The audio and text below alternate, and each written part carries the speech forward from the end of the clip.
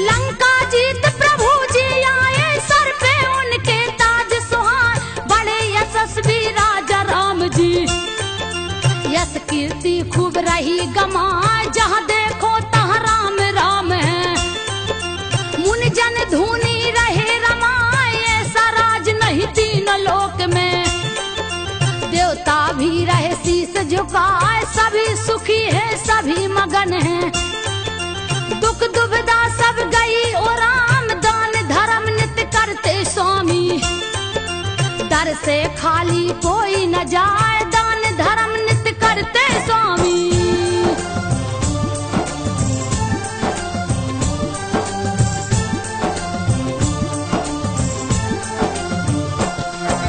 दान धर्म नित्य करते स्वामी, दर से खाली कोई न जाए, चारों तरफ फैली खुशहाली। राग देश नहीं कहीं दिखाए, बिनती सुनते प्रजा जनों की। नारायण दरबार लगाए, निस दिन दूत नगर में जाते। कहते प्रभु से हाल सुनाए, यदि होती कोई भव बाधा। देते रघुबर तुरंत मिटाए, एक दिन बैठे राम सिंहासन। दूत रहे सब हाल सुनाए, एक दूत चुपचाप खड़ा है।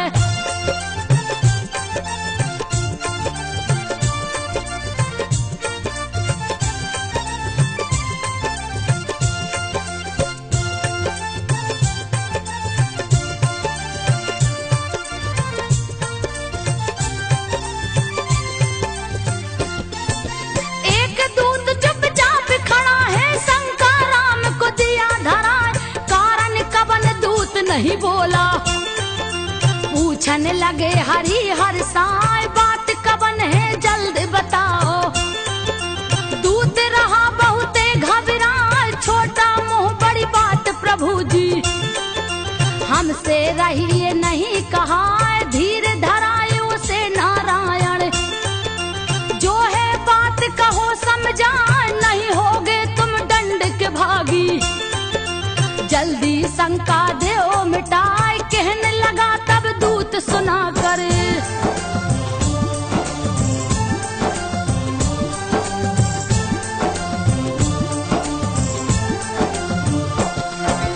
कहने लगा तब दूत सुना कर, सुनिए राजन ध्यान लगाए। रात महल एक दुखिया आई, मांग रही थी रो रो न्याय। भगा दिया पहरेदारों ने, आना सुबह में ले गया न्याय। सोए हैं अभी राजा राम जी, उनको कौन जगाने जाए। किलप रही थी अबला नारी, पति ने घर से दिया भगा। जाऊं कहाँ अब तुम ही बताओ, कुछ नहीं मुझको रहा सुझाए। पर कोई बात सुना नहीं उसकी,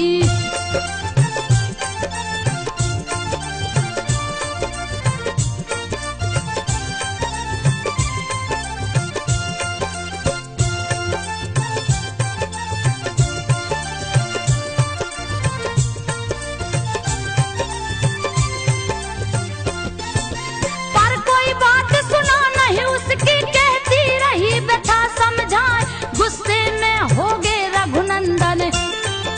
मंत्री को है लिया बुलवाए, न्याय मिला नहीं क्यों दुखिया को। मंत्री का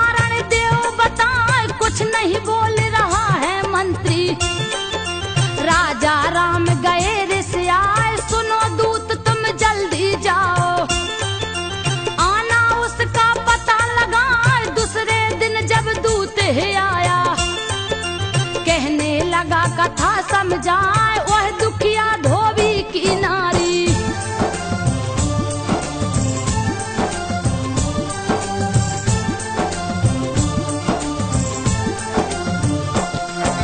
वह दुखिया धोबी की नारी, उसका हाल कहा नहीं जाए। सुनिए प्रभु क्यों पति ने उसको रात में घर से दिया भगा, एक दिन घर से रही वो बाहर। जजमानी में रुक गई जाए, पूछा पति क्यों घर नहीं आई। कारण जल्दी देव बताए, शीश झुका कर धोबिन बोली। स्वामी शंका ले मिटाए, देर हुई घूमत जजमानी।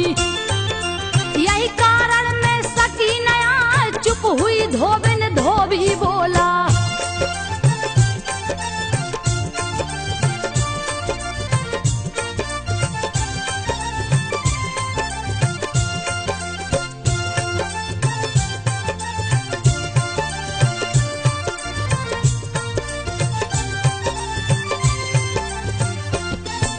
चुप हुई धोबिन धोबी बोला, तू है कुलटा नार जनाए, निकल जा मेरे घर से आपिन। धुबिया कहने लगा गुस्से आए, मैं नहीं राजा रामचंद्र हूँ, जो लूंगा फिर से अपना। क्या सीता है अभी भी पावन, ले गया रावण जिसे उठाए। 10 महीना लो रही लंका में, फिर भी राय साथ लिवाए। सुनकर बात दूत की रघुवर, कप गए जिया रहा घबराए। वज्र की भांति लग गए ताना,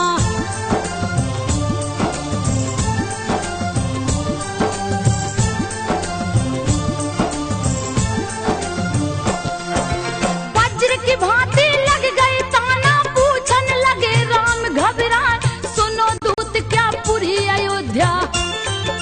रही सीता को दोष लगाए, कुछ नहीं बोलत दूत बेचारा। डर के मारे शीश झुकाए, पता लगाऊंगा खुद जाकर। मैं नगरी में भेष बनाए, सुनकर सारी बात प्रजा की। कुछ भी समझ में आवे ना, बात है कुल के मर्यादा की। सीता भी छोड़ी ना जाए, कैसा है चक्र समय का।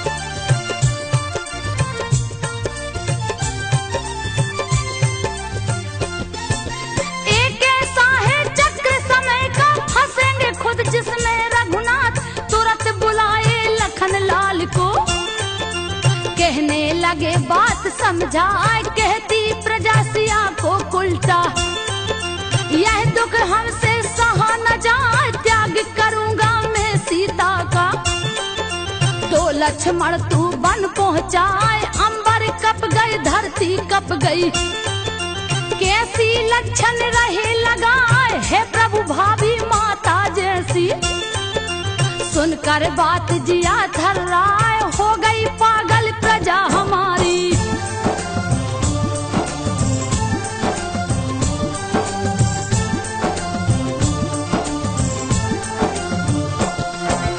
हो गई पागल प्रजा हमारी। लक्षण झूठा रही लगाए, आज्ञा पालन कर राजा की। प्रभु जी आंखें रहे दिखाए, रोते लक्ष्मण ने ना बरसे। तब तक गई सिया जी आए, हे सीते जाओगी वन में। सुनकर सिया गई घबराए, सारी बात कहे रघुनंदन। आंसू सीता रही बहाए, कोस रही किस्मत को अपने। अब तो विरह सहा ना जाए, फिर लक्ष्मण बोले कर जोरी।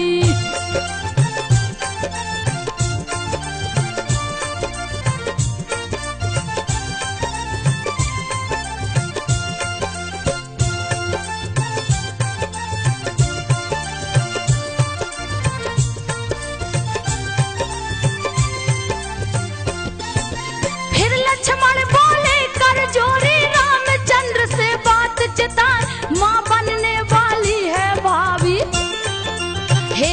मुनिवर जी दया दिखाए, है भ्राता सब लेख विधि का। तारे कभी डरेगा ना, जोगन हो गई फिर से सीता। चले लखन रोबत बिल खाए, सुन आज्ञा पति पनवेश्वर की। चली जानकी शीस झुकाए, पहुंचा रथ जब है जंगल में। लक्ष्मण आंसू रहे बहाए, उतर गई सीता जी रथ से।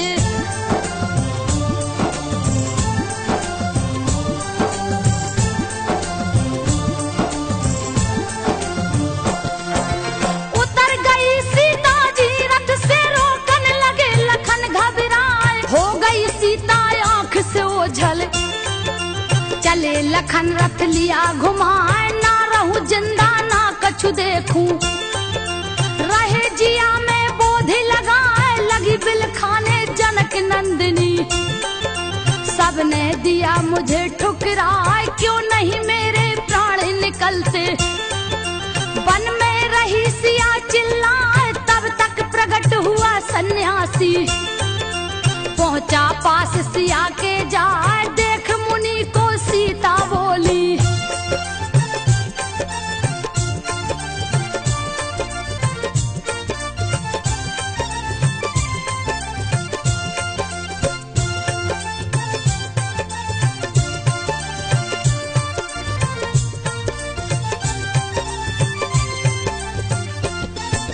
देख मुनि को सीता बोली, करूं नमन में शीस झुकाए। हे पुत्री मैं वाल्मीकि हूँ, मुझको बैरी समझो ना। ऋषि बोले तुम कौन हो देवी, जनक दुलारी रही बता। जनक पुत्र श्री राम की पत्नी, मैं हूँ सीता है मुनि राय। अबला नारी के धर्म जाऊं, रास्ता मुझको नहीं सुझाए। मधुर वचन बोले मुनि ज्ञानी, सुन पुत्री तू ध्यान लगाए। पिता तुम्हारे शिष्य है मेरे,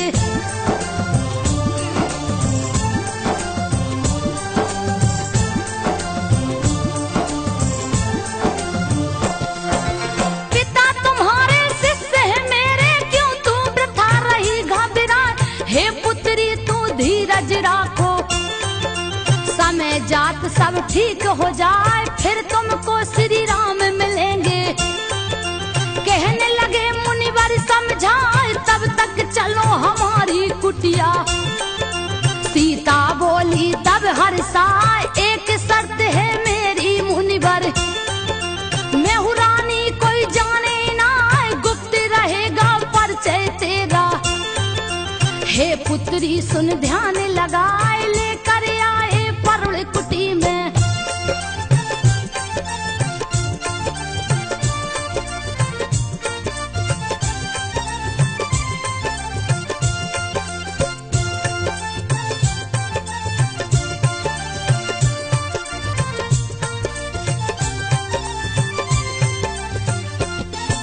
लेकर आए परुण कुटी में। देख कुटी सीता हर्षाए, कुटिया में महलों की रानी। अपना जीवन रही बिताए, बीता समय आई खुशहाली। मात बनी सीता सुख पाए, जन्म लिए दो सुंदर बालक। लव कुश जिनका नाम रखा, जंगल में गूंजी किलकारी। मुनि जन बालक रहे खिलाए, सीता देख मगन पुत्रों को। जैसे दुख सब गई भुलाए, बाल लीला करते दुई बालक।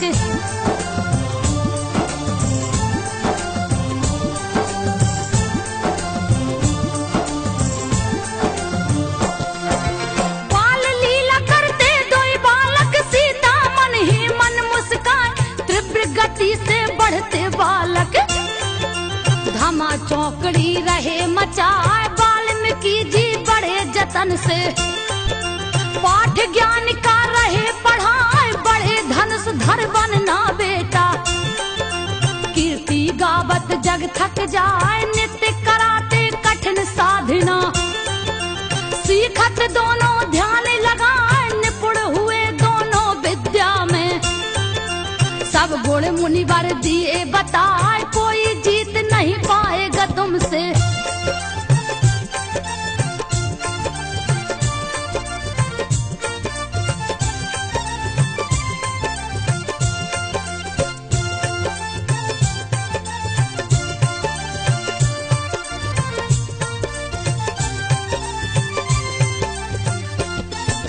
कोई जीत न पाएगा तुमसे, तुमको रण में जोर लगाए, सारे जग में विजय पाओगे।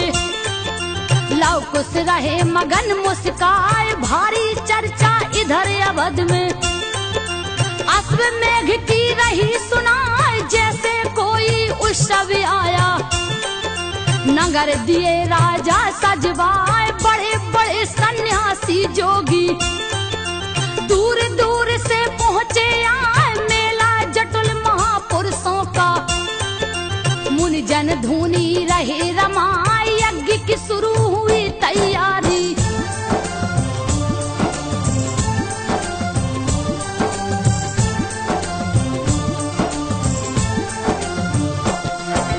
यज्ञ की शुरू हुई तैयारी, हवन कुंड है रहा सुहाए, पर एक चिंता बहुत बड़ी है।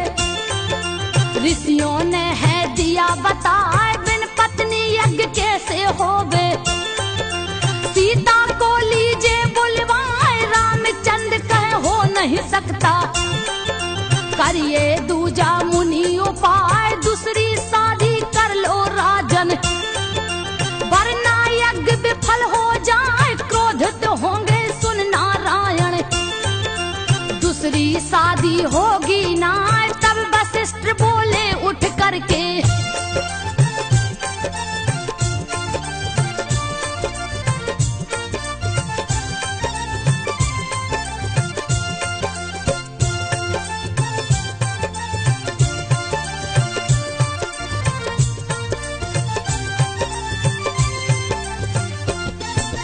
तब वशिष्ठ बोले उठ करके, सिया की मूर्ति ले बनाए, स्वर्ण मूर्ति रख कर पत्नी। कर लो यज्ञ सफल हो जाए, शिल्पकार सोने की प्रतिमा। सीता की है दिया बनाए, हुआ यज्ञ रख करके मूर्ति। अश्व गया सज करके आए, तिलक लगाए रघुबर उसको। नगर से बाहर दो छुड़वाए, जो पकड़ेगा इस घोड़े को। रणभूमि में लड़े गया, चले शत्रुघ्न साज की सेना।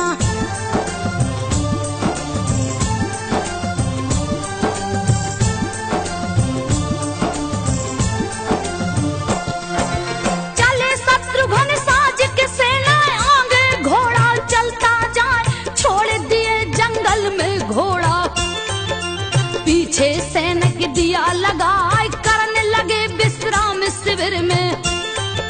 महिमा हरि की कहीं न जाए, पड़ी नजर घोड़े पे लब की। उस भैया को लिया बुलाए, देखो भैया कितना सुंदर। जैसे स्वर्ग से उतराया, लब पकड़ो कहीं भाग न जाए। जोर जोर से कुछ चिल्लाए, पकड़ लिया घोड़े को लब ने।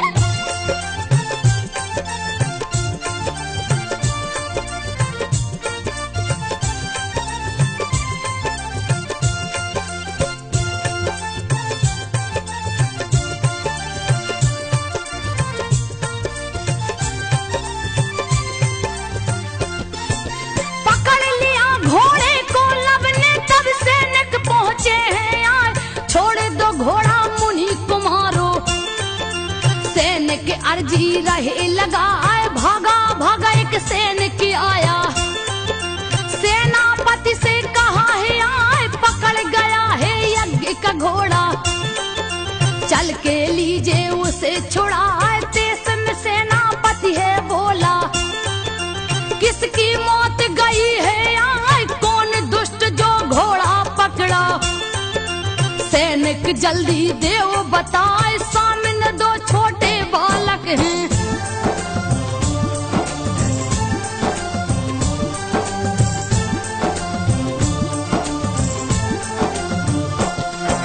सामने दो छोटे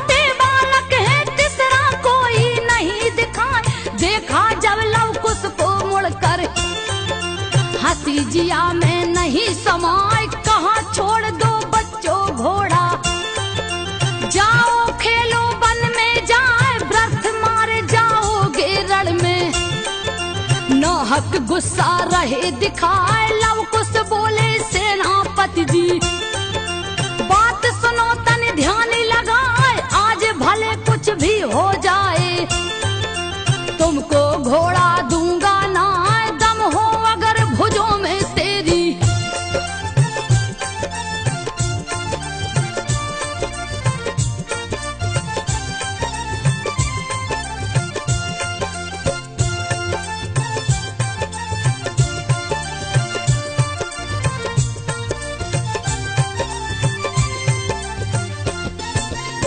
हो अगर भुजों में तेरी, लड़कर घोड़ा ले छुड़ाए। लाल हुई गुस्से में आंखें, बालक मुझको रहा चिढ़ाए। बद कर डालूं अभी तुम्हारा, मती तुम्हारी मारी जाए। ऐसे नहीं मानोगे तुम तो।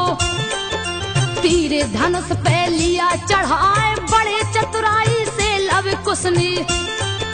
लिया धनुष को हाथ उठाए, तीर पे तीर चलावत बालक। पीछे तनक हटेंगे ना, भारी पड़ने लगे हैं बालक।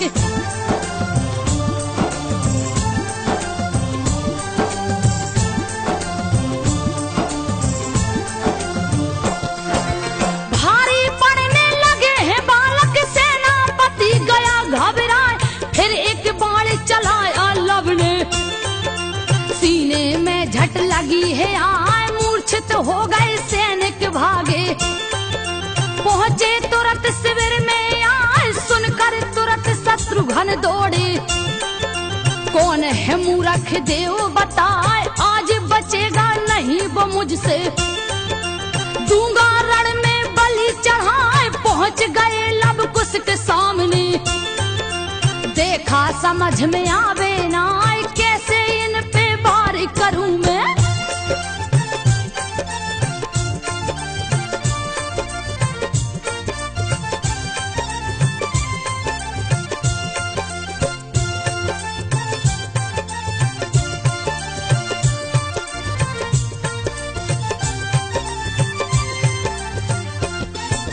कैसे इन पर वार करूं मैं, बालक जान रहे समझा।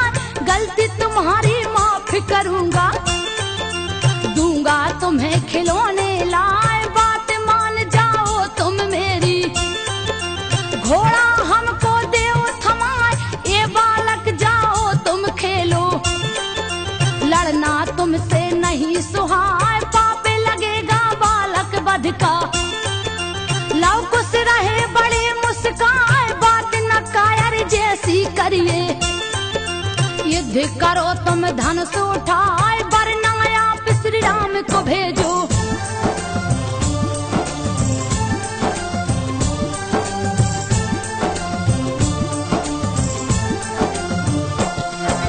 वरना आप श्री राम को भेजो, व्यर्थ समय क्यों रहे गमाए।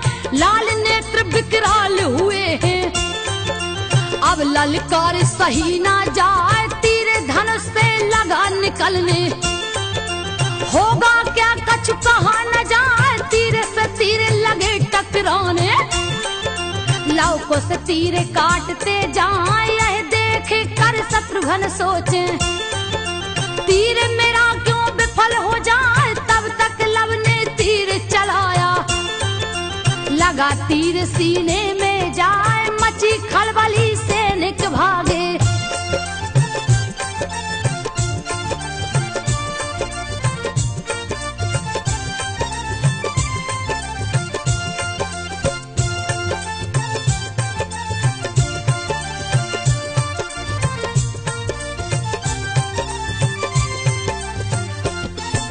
मची खलबली सैनिक भागे। अब तो जान बचेगी ना, कुछ बोला तुम तीर चलाओ। सेना भी मूर्छित हो जाए, तब लव ने एक तीर चलाया। सब सेना गिरी मूर्छा खाए, लगी खबर है अवधपुरी में। सुन सब लोग गए घबराए, पाकर चल दिए लक्ष्मण रथ मंगवाए, क्रोध से लाल शेष अवतारी। आज कोई बचने ना पाए, पहुंच गया रथ जहां अश्व है।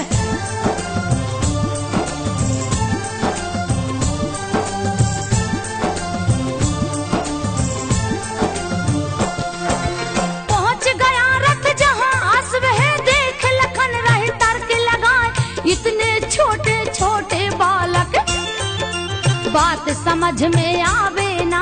कहने लगे ये बालक भोले, हटका कारण दो बतलाए, क्यों पकड़ो हो नाहक घोड़ा। खेलो तुम कुटिया में जाए, तुम पे दया करेगा लक्ष्मण। छोड़ दूं तुमको मारू ना, फिर लव कुश ने कहा लखन से। व्यर्थ रहे क्यों समय गमाए, भेजिए जाकर श्री राम को।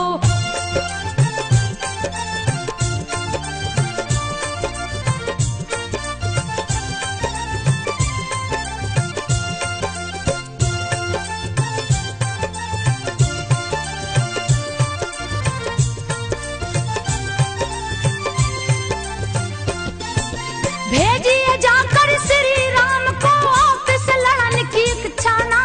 आप क्या युद्ध करोगे लक्ष्मण, आपके अंदर साहस ना। आ गया गुस्सा तब लक्ष्मण को, तुम पे दया है व्यर्थ बुझाए। होने लगा फिर युद्ध भयानक, नहीं वीरता बरनी जाए, दोनों ओर बराबर पलना। कोई नहीं कमजोर जनाए, हनी हनी बाण चलावत लक्ष्मण।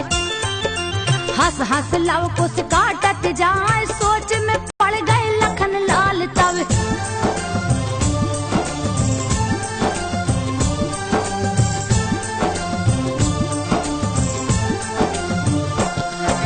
सोच में पड़ गए लखन लाल तब, बाण से बाण रहे टकराए, लव कुश ने कर दिया निरुत्तर। लक्ष्मण गए तुरंत घबराए, एक तीर फिर कुश ने चलाया। लगी शेष के सीने जाए, लगे उछलने दोनों बालक। लक्ष्मण गिरे तुरंत मुरझाए, मिली सूचना रामचंद्र को। लक्ष्मण को भी दिया हराए, ले आज्ञा तब चले भरत जी। संग हनुमत सुग्री मिलवाए, पहुंच गए जहां दोनों बालक।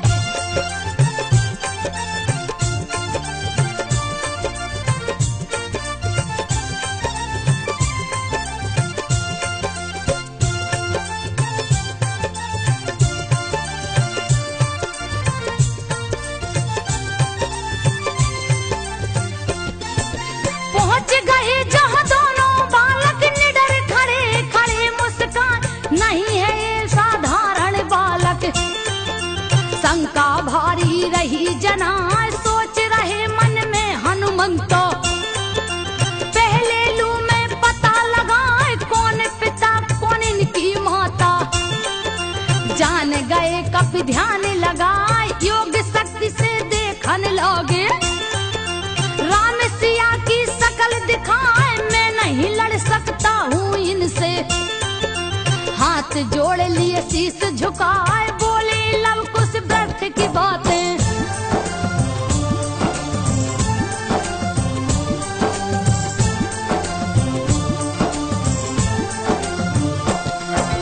बोले लव कुश व्यर्थ की बातें, रणभूमि में करिए ना, रण में करिए युद्ध भरत जी। क्यों रहे झूठे हमें रिझाए, अगर युद्ध से डर लगता है तो भेजो श्री राम को जाए। है सौगंध प्रभु चरणन की, प्राण तुम्हारे बचेंगे ना।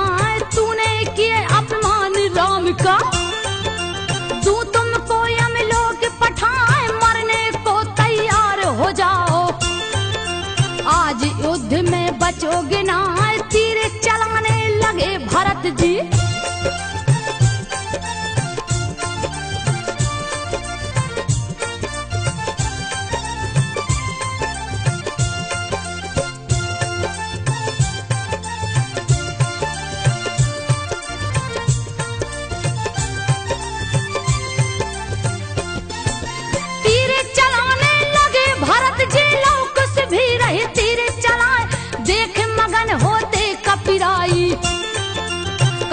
होवे चिंता ना, सब लीला है नारायण की। सबको रहे प्रभु अजमाए, जब जब तीर भरत जी मारे। रोक रोक दोनों बचते जाए, भारी परन लगे जब लव कुश। सुग्रीव दिए है गदा चलाए, बच गए बारिश फिर भी बालक। तब सुग्रीव गए घबराए, अब बस प्रभु राम ही बचावे।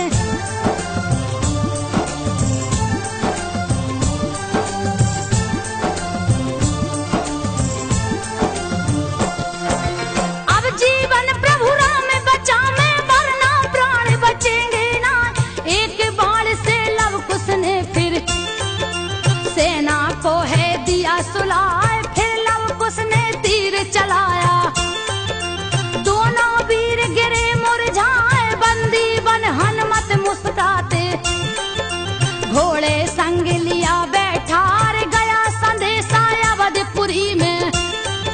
सुनकर प्रभु गए घबराए, नहीं है साधारण बालक।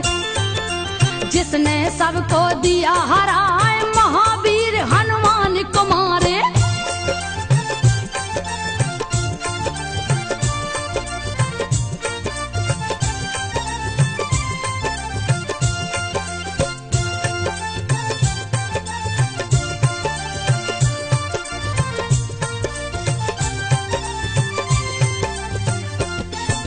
महावीर हनुमान कुमारे, धरा पे कोई पैदा ना।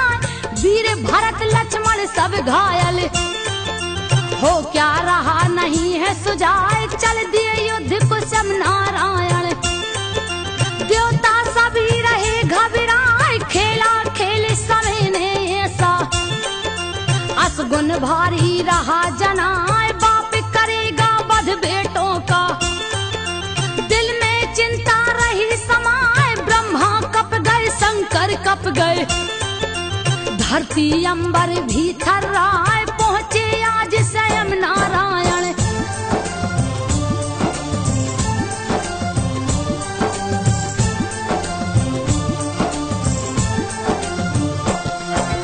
पहुंचे आज स्वयं नारायण, बालक धोई खड़े मुस्काए। क्रोध विधाता को आया है, गुस्सा बालक रहे दिलाए। टूट गया है बांध सबर का, लिए नारायण धनुष उठाए। तीर चढ़ाए धनुष को ऊपर, तब तक वाल्मीकि है आए। ज्ञान कराया मुनि ने हंस कर, राज धर्म है दिए बताए। हे राजा जी आप हैं ज्ञानी, व्यर्थ रहे क्यों क्रोध दिखाए। रक्षा सबकी आपके जुम्मे।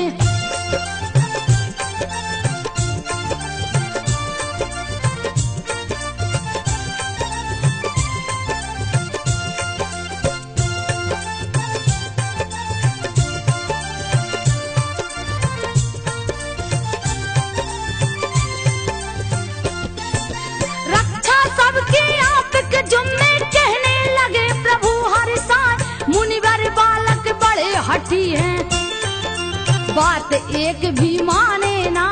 पकड़ लिया है यज्ञ का घोड़ा, गुस्सा नाहक रहे दिलाए। तब मुनिवर हंस करके बोले, मांगो क्षमा बाल को जाए। हाथ जोड़ लव कुश दोनों भाई, क्षमा मांगते शीस झुकाए। हे महाराज हम दंड के भागी, दीजे सजा हमें हर साय। कर प्रणाम मुनिवर को राजा।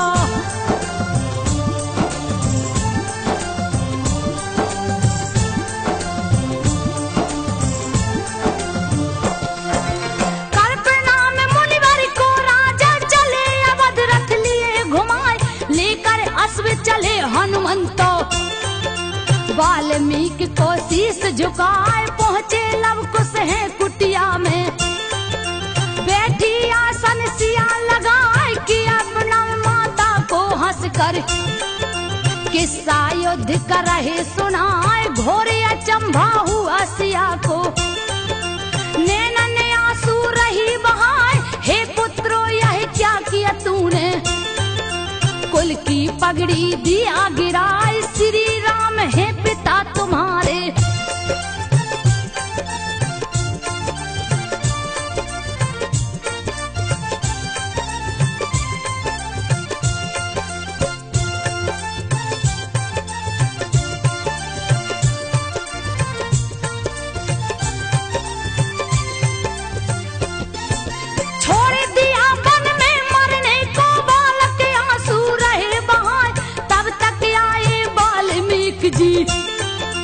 दिए सत्य का ज्ञान कराए, कहा सुनो लव कुश मेरी बातें। कहने लगे मुनिवर समझाए, जाना होगा तुम्हें अयोध्या। यही समय की मांग जनाए, पहुँचे बालक अवधपुरी में। गागा सबको रहे सुनाए, माता की दुख भरी कहानी।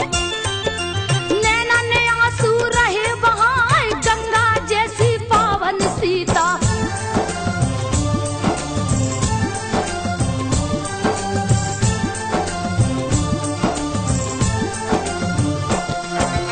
गंगा जैसी पावन सीता क्यों लांछन तुम दिए लगा, जनक दुलारी वो जगदम्बा। एक एक बातें रहे बताए, रोते नगर में सब नर नारी। अपनी करनी पर पछताए, पाप किया हमने बड़ा भारी। खोजो मिलकर कोई उपाय, दिया खबर है गुप्तचरों ने। तुरंत प्रभु को महल में जाए, दो बालक हैं नगर में आए। जिनको देख जिया हर्षाए, नारायण की गाथा गाकर।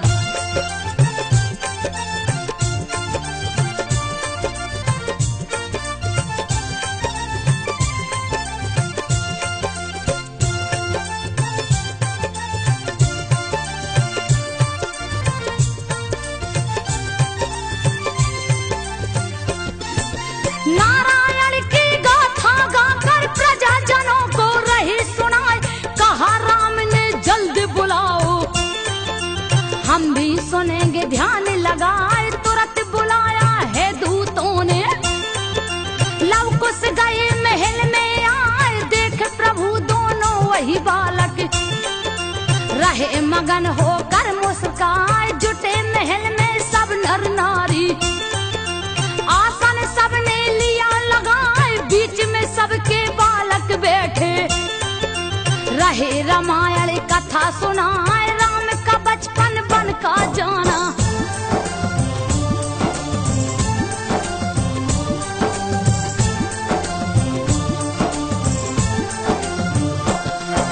राम का बचपन बन का जाना, सारी बात रहे बतलाए।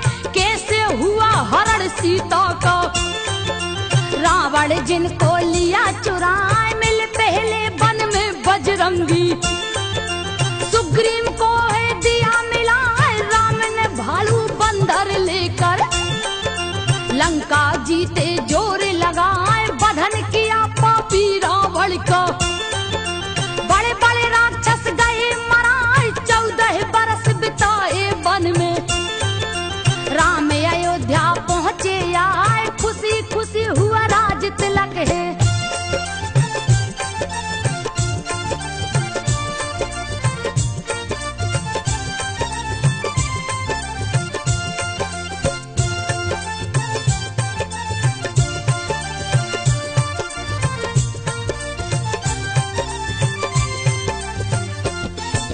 खुशी खुशी हुआ राज तिलक है, दिल में खुशियाँ नहीं समाए। फिर दुख के बादल छाए हैं, जीवन में दुखिया के आए। नाम है जिनका सीता रानी।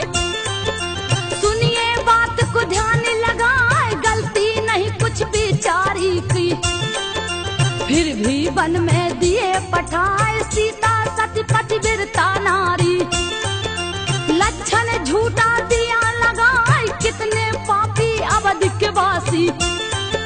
नाहक दोषी दिया बनाए, रोते नगर के सब नर नारी।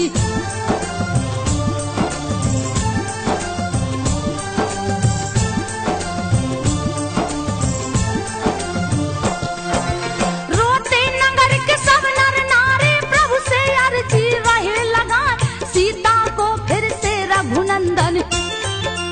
राज मुकुट दीजे पहनाए, कहाँ है सीता लव कुश कहते। आगे अपनी व्यथा सुनाए, हम दो भाई उन्हीं के बेटे। सुन सब लोग गए घबराए, वाल्मीकि गुरुवर की कुटिया। रहती माता प्यारे लुटाए, कथा खत्म हुई बालक बोले।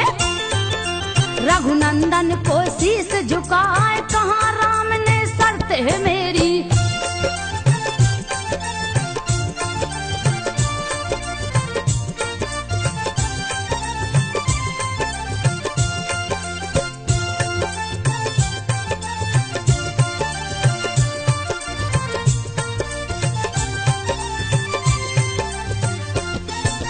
कहा राम ने शर्त है मेरी, सुनिए प्रियजन ध्यान लगा। देगी परीक्षा सबके सामने।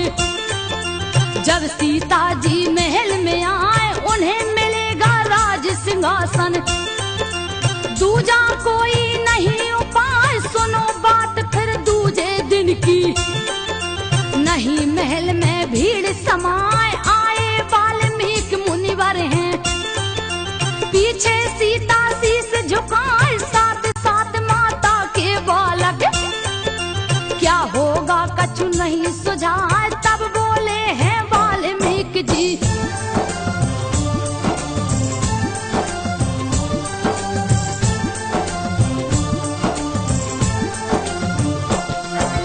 तब बोले हैं वाल्मीकि जी, सुनिए राजन ध्यान लगाए। चली सती फिर देने परीक्षा। आंसू बालक रहे बहाए, रो रो सीता कहे सभा में। रघुनंदन को शीश झुकाए, हो गई मेरी बहुत परीक्षा। अब दुख हमसे सहे न जाए, फिर साहस कर बोली सीता। सुनकर सभी गए घबराए, धरती कप गई अंबर कप गए।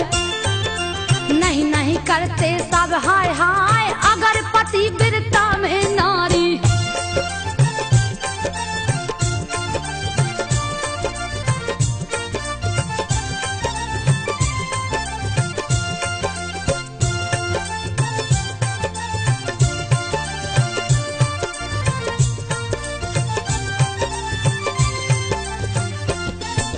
अगर पति वीरता में नारी, हे धरती माँ जाओ आए, गोद में अपने मुझे छुपा लो।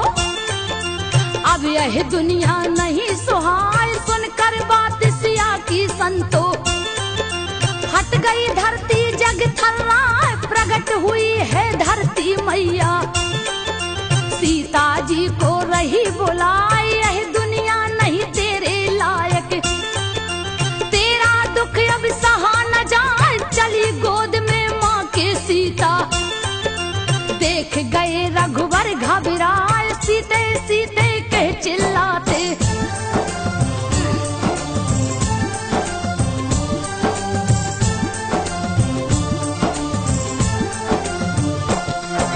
सीते सीते कह चिल्लाते, सारी नगर प्रजा चिल्लाए। रोते लव कुश मत जाओ माँ, हमको भी लो साथ लिवाए। गई धाम बैकुंठ जानकी, देख सभी रोते दिल खाए। रो रो सबका हाल बुरा है, व्याकुल प्रभु रहे पछताए। काश नहीं ली होती परीक्षा, छोड़ के सीता जाती ना। प्रीतम ने सब रामायण से चुन चुन कविता दिया बनाए। प्रीतम प्रदीप ने चुन चुन कविता सब रामायण से दिया बनाए। संजो सबको रही सुनाए, संजो सब